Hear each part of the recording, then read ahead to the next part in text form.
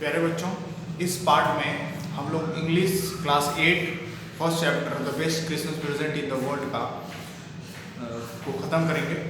तो पिछले पार्ट में आपने पेज नंबर 13 में आपने वॉजंट क्वाइट फेयर तक पढ़ लिया है।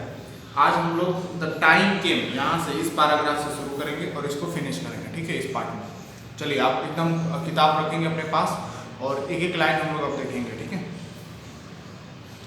द टाइम केम, वो समय आ गया, एंड ऑल टू सून, और सभी जल्द में, when the game was finished, कि जब अब गेम समाप्ति की ओर है, गेम जो है वो खत्म होने वाला है। The sams and the rum and the sauces had long since run out and we knew it was all over. मतलब जो भी खाने पीने वाले वहाँ पे सामान हैं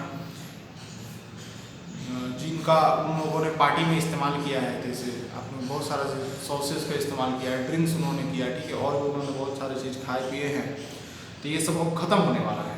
आई विश्ड, मेरी इच्छा है या मैं इच्छा करता हूँ कि Hanks well and told him I hope he would see his family again सून, कि हैंक्स जो है वो ये बोलेगा कि मैं जल्द ही अपने परिवार से मिलूंगा, वो ऐसा वो सोचेगा या मुझसे वो बोलेगा ऐसा। That the fighting would end and we could all go home, और क्या हो कि फाइटिंग जो है, ये वार जो है वो खत्म हो जाए और हम लोग सभी अपने अपने घर चले जाएं। वो हैंक्स ये बोलेगा, मैं ये सोच रहा हूँ।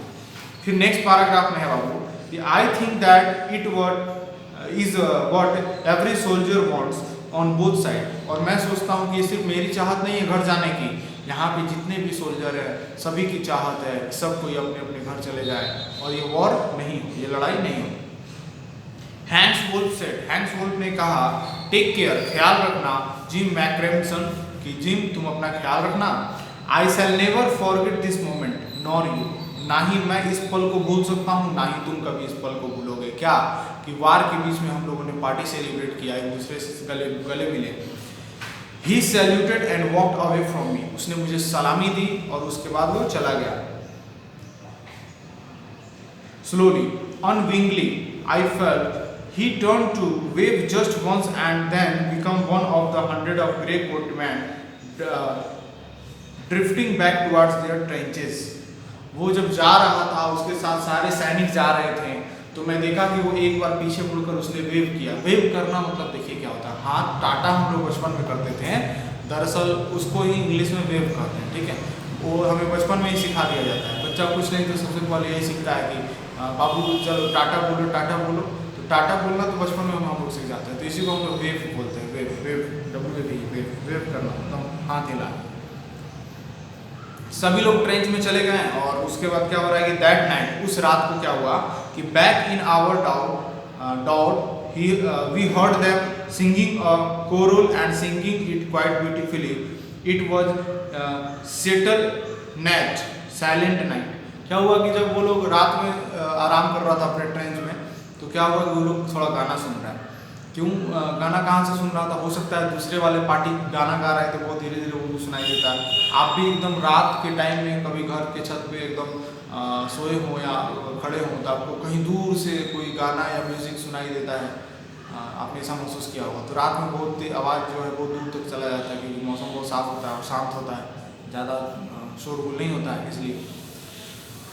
Our voice gave them a rushing chorus of wild shepherds watched. We exchanged chorals for a while and then we all fell silent।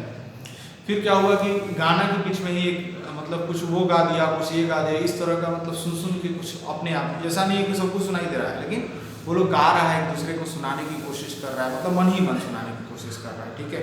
फिर उसके बाद वो खामोश हो जाते हैं। We had our time of peace and goodwill, a time I will treasure as long as I live। यानी कि हम लोगों को बहुत ही शांति वाला समय मिला था, बहुत अच्छा समय मिला था, और जब तक मैं जिंदा रहूँगा तब तक मैं कभी ये समय भूल नहीं सकता। चलिए अब हम लोग पेज पलटते हैं, पेज नंबर 14 में आते हैं।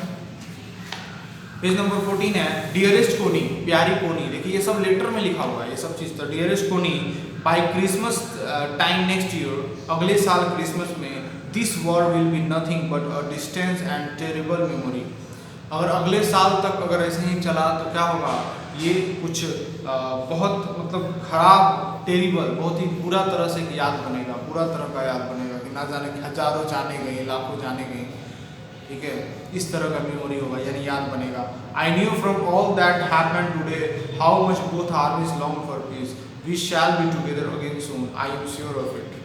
शायद काश ऐसा हो कि सारे सेना जो हैं वो एक दूसरे से मिल कर रहें और हमेशा ये शांति बना रहे, ठीक है, और इस तरह की लड़ाई फिर से कभी ना हो। मैं श्योर हूँ इसके लिए। चलिए अब तीसरा पार्ट देखो। उसके बाद देखिए क्या है, our loving Jim, our loving your loving Jim. जो जिम जो है लेटर लिखा है तो उसने फिर लास्ट में नाम लिखा है कि तुम्हारा प्यारा जिम।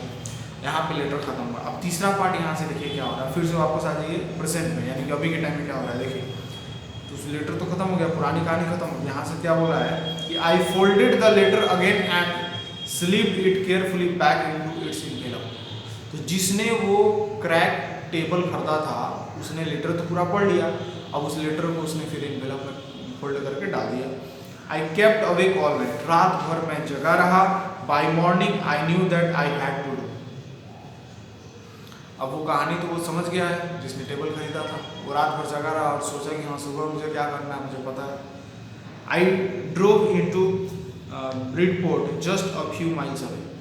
मैं अपने घर से ब्रिडपोर्ट गया जो कि कुछ ही दूर पे था, कुछ माइल्स दूर पे था।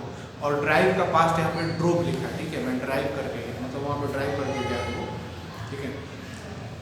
आई asked a boy walking his dog where Chopper Beach was. मैंने वहाँ एक लड़के से पूछा जो अपना कुत्ता जो है टहला रहा था सुबह में, तो उससे मैंने पूछा पता। House number 12 turn out to be nothing but a burnt out shell, the roof gaping, the window boarded up. House number 12 जो है उसका पता उसने पूछा, तो उसने बोला वो कुछ नहीं है, बस वो खंडहर टाइप का एक घर है। I knocked at the house next door and asked. मैंने एक दरवाजे को नॉक किया, ठीक है, और मैंने पूछा if anyone new the whereabouts of Mr. Macpherson. Oh yes, said the old man in his slippers. He knew her well. उसने उससे पूछा कि क्या आप ये नाम जानते हैं? तो उसने पूछा हाँ हाँ बिल्कुल, और वो जो आदमी बताया वो चप्पल पहने हुए थे। A lovely old lady, वो तो बोला कि बहुत ही प्यारी औरत है। He told me, उसने मुझसे बोला a bit muddle headed but her age she was intended to be, wasn't she? उसका जो एज है वो बहुत ज़्यादा हो चुका है लेकिन फिर भी वो बहुत ही प्यारी है और वो एक जगह रहती है, ऐसा उसने बोला। 101 years old, यानी कि 101 साल उसका उम्र है। बूढ़ी औरत का उम्र कितना है? 101 साल। अब मैं यहाँ से आपको सवाल पूछता हूँ, बताइए इस औरत का नाम क्या है? तो यही है कोनी, ठीक है, यही है कोनी जिसको जीव ने लेटर लिखा था। She had been in a house when it catch fire. वो उस घर में रहती थी जिस घर में एक बार आग पकड़ लिया था। No one really know how the fire had started. कोई नहीं जानता कि वो आग कैसे शुरू हुआ है। But it could well have been candles. और शायद ये आग फैला है तो मोमबत्ती के वजह से फैला था उसके घर में, उस बूढ़ी औरत के घर में। She used candle rather than electricity. वो बिजली का इस्तेमाल नहीं करती थी, वो इलेक्ट्रिसिटी का इस्तेमाल करती थी। Because she always thought electricity was too expensive. क्योंकि वो समझती थी कि बिजली जो है वो बहुत ही महंगा है। The fireman had got her out just in time. She was in a nursing home now. He told me, Burglington House on the Dorchester's Road on the other side of the town. अभी वो कहाँ रहती है? तो एक nurse के यहाँ रहती है। वो कहाँ, इसका पता उसने बताया कि दूसरी तरफ है, दूसरे अदर साइड ऑफ टाउन, यानी टाउन के दूसरी तरफ है, वहाँ पे नर्स के पास वो रहती है। चलिए अब हम लोग पेज नंबर 15 देखते हैं। I found Burlington house nursing home easily enough. मैं बहुत जल्दी वहाँ पे पहुँच गया, वो नर्सिंग होम जहाँ पे वो बूढ़ी औरत रहती है वहाँ पे वो पहुँच गया। There were paper chains up and the hallway and the lighted Christmas trees stood in the corner with a loop-sided angel on top. जब वहाँ पे पहुँचता है तो देखता है कि कागज़ से, देखिए क्रिसमस के दिन क्या होता है, कागज़ के जैसे फूल बनाए जाते हैं वैसे पूरा सजाया हुआ था। आई सेड, मैंने कहा, I was a friend come to visit Mister McPherson's to bring her a Christmas present. मैं मिसेज मैकफेरसन्स के लिए क्रिसमस प्रेजेंट लाया हूँ। I could see through into the dining room where everyone was wearing a paper hat and singing. मैं एक room के dining room के पास रुका था जहाँ पे सभी लोगों ने क्या किया, एक कागज का वो टोपी पहना था और कुछ गाना गा रहे थे.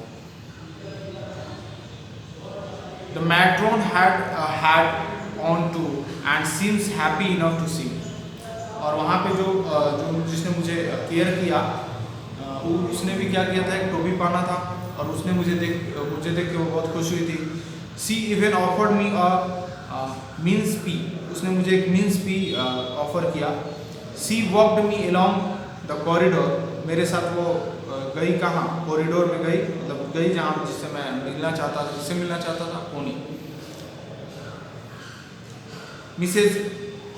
मिसेज जिम भी हम लोग इसको बोल सकते हैं. Mrs Jim is not in with the others. She told me. उसने मुझसे कहा कि वो अकेली रहती है, किसी और के साथ नहीं रहती है. ठीक है, वो अकेली है अभी के time. She is rather confused today, so we thought it best. Okay. If she had a good rest. हम लोग उन्हें बहुत से बताते हैं कि अगर आप बहुत अच्छे से आराम करेंगे तो आपके लिए बहुत अच्छा होगा. बूढ़ी औरत को नर्सेस बताती हैं.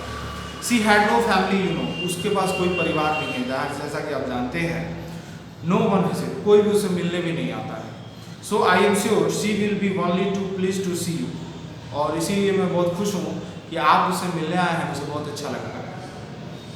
She took me into a conservatory, white wicker chairs and potted plants all around and left me. एक जगह वहाँ पे लेके गई है नर्स उसको, ठीक है, जहाँ पे थोड़ा चेयर और है, कुछ प्लांट पॉटेड है, कुछ गमला वमला है वहाँ पे. फिर यहाँ से पैराग्राफ है. The old lady was sitting in the wheel chair. वहाँ पे एक बूढ़ी औरत एक व्हील चेयर पे बैठी हुई थी. हर हैंड्स फोल्डेड इन हर लैप. उसके लैप में, उसके गोद में उसका हाथ दोनों क्या था, रखा हुआ था. She had silver white hair pinned into a wispy bun. उसके बाल जो है वो एक चांदी के जैसे कुछ चमकीले चीज़ों से बंधा हुआ था. She was gazing out at the garden. और वो निहार रही थी. गेजिंग माने निहारना, घूरना भी बोल सकते हैं. तो निहार रही थी गार्डन. हेलो आई सेड. मैंने उन्हें हेलो कहा. She turned and looked off me vacantly. Happy Christmas, Connie. I went on. I found this. I think it's yours. As I was speaking, her eyes never left my face. उसने बोला merry Christmas कोनी, मैं यहाँ आपके लिए कोई gift लेके आया हूँ. और जब वो बूढ़ी औरत ने उसे देखा तो उसका नज़र उसके चेहरे से हट नहीं रहा था. I open the tin box and gave it to her. मैंने टीन बॉक्स खोला और उसमें से लिफाफा निकाल के बूढ़ी औरत को दिया.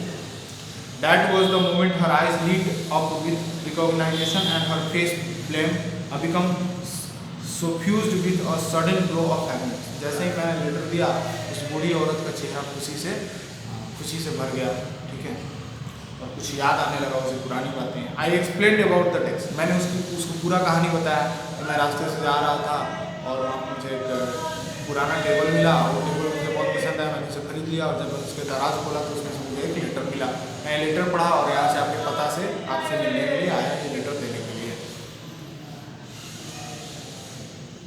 But I don't think she was listening. लेकिन मैं ये सोच रहा था कि मैं जितनी भी बातें बता रहा था वो सुन नहीं रही. फॉर अ वाइल, एक कुछ पल के लिए. सी सैड नथिंग. वो कुछ नहीं बोली, एकदम चुप थी. मैं बोले जा रहा था, वो एकदम चुप थी. But stroked the letter tenderly with her fingertips. Suddenly she reaches out and took my hand. Her eyes were filled with tears. उसने पेपर को ज़्यादा अच्छा से नहीं पढ़ा, बल्कि उसने बहुत देर तक मुझे देखती रही और उसके बाद मेरा हाथ उसने पकड़ा और उसकी आंखों में मतलब खुशी के आंसू थे, थोड़ा सा प्यार था. ठीक है. You told me you would come home by Christmas, dearest, she said. तुमने मुझसे कहा था कि तुम क्रिसमस के दिन आओगे मेरे प्यारे. And here you are, the best Christmas present in the world. और तुम अभी आए हो, ये मेरे लिए सबसे best Christmas present in the world. Come closer Jim dear, sit down. मेरे पास आओ मेरे जिम, मेरे पास. देखिए, बूढ़ी औरत समझ रही है कि वो उसका जिम, वही जिम जो आर्मी में सोल्जर था. ठीक है, लेकिन वो तो अब नहीं रहा है. ठीक है, लेकिन ये इसको समझती है कि यही जिम है. ये समझ के उसको बैठाने के लिए बोलती है. फिर आखिरी पैराग्राफ में है कि I sat down beside her. मैं उसके बगल में बैठा. एंड शी किस्ड माई चिक. और उसने मुझे चूमा. I read your letter so often Jim. Every day, मैं तुम्हारे लेटर हमेशा पढ़ती थी Jim. I wanted to hear your voice in my ear, और मैं तुम्हारी आवाज़ को सुनना चाहती थी। It always made me feel you were with me, ये हमेशा मुझे एहसास कराता है कि तुम हमेशा मेरे साथ हो।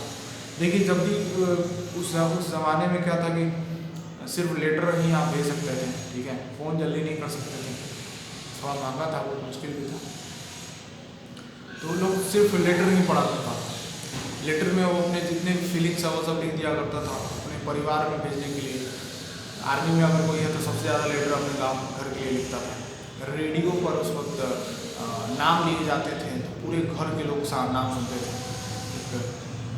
विविध भारती के चैनल, विविध भारती रेडियो जो है, उस पर शाम में